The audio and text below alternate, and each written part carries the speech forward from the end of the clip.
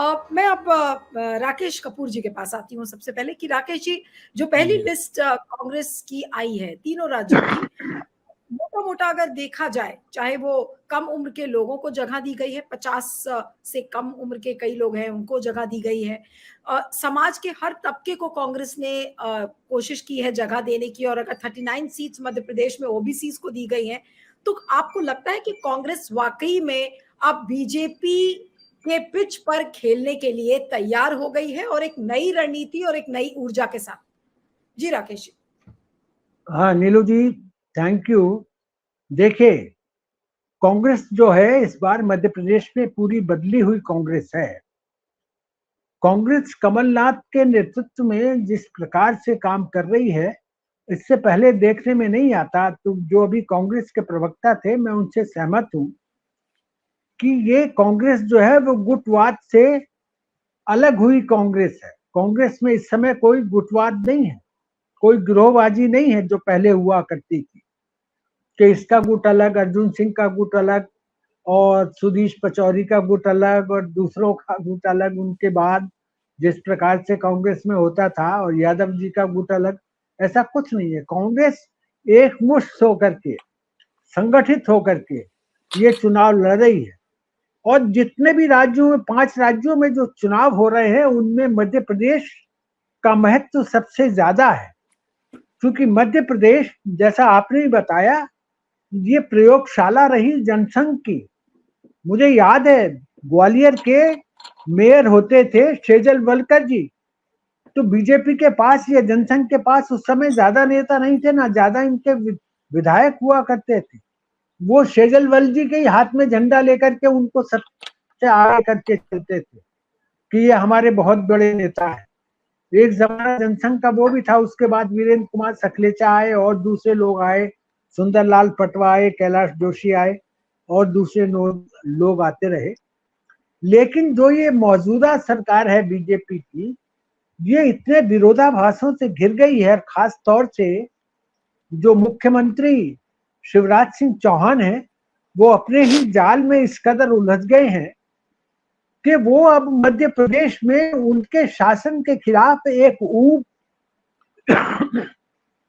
या एक उकताहट साफ जमीन पर नजर आ रही है। आप मध्य प्रदेश में जहां भी चले जाइए, मध्य प्रदेश इस समय बदलाव चाह रहा है। मध्य प्रदेश ने बदलाव की तरफ 2018 में कदम रखा भी था, लेकिन वो इतना तेज नहीं था। उस समय कमलनाथ जी राष्ट्रीय राजनीति से क्षेत्रीय राजनीति में आए थे, और क्षेत्रीय राजनीति में आने के बाद उन्होंने जो 1.25 साल में अपने मुख्यमंत्रित्व काल में जो काम किया, उनके प्रति लोगों का आकर्षण बढ़ा है। मध्य प्रदेश का क्षेत्रीय नेतृत्व बहुत मजबूत नेतृत्व के रूप में उभरा है। और दूसरी तरफ शिवराज चौहान, जो 18 साल से लगातार मुख्यमंत्री हैं, वो अजीब उलझन में फंसे हुए हैं। क्योंकि वो बातें तो बहुत करते हैं, उन्होंने वादे भी बहुत किए, लेकिन जमीन पर क्या उतरा आप कल्पना कीजिए। क्या किसी राज्य में, जिस राज्य में लाखों बेरोजगार पंजीकृत हो, उसके एम्प्लॉयमेंट एक्सचेंज में 2 साल में केवल 21 लोगों को एम्प्लॉयमेंट एक्सचेंज से रोजगार मिले। आज 2 करोड़ युवा रोजगार हैं, बेरोजगार हैं मध्य प्रदेश के अंदर। जिस प्रकार से वहां शिक्षा एक घोटाले का काम हो, शिक्षा माफिया पैदा हो चुका है।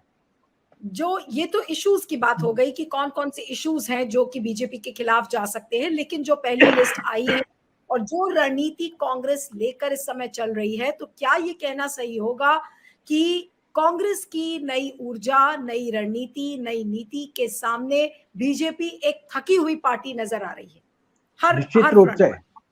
निश्चित रूप से बीजेपी यहाँ बहुत ही ज्यादा लूज विकेट पर है। मध्य प्रदेश में जितने भी ये राज्य हैं, इन सब में सबसे ज्यादा बीजेपी लूज विकेट पर है मध्य प्रदेश के अंदर। उसका प्रमुख कारण ये है कि इन्होंने अपनी जो रणनीति है उसको किस प्रकार से चला है, किसी की समझ में नहीं आ रहा है। चूंकि 4 सांसद उतार दिए, भूतपूर्व मंत्री, सॉरी, कैबिनेट मंत्री उतार दिए।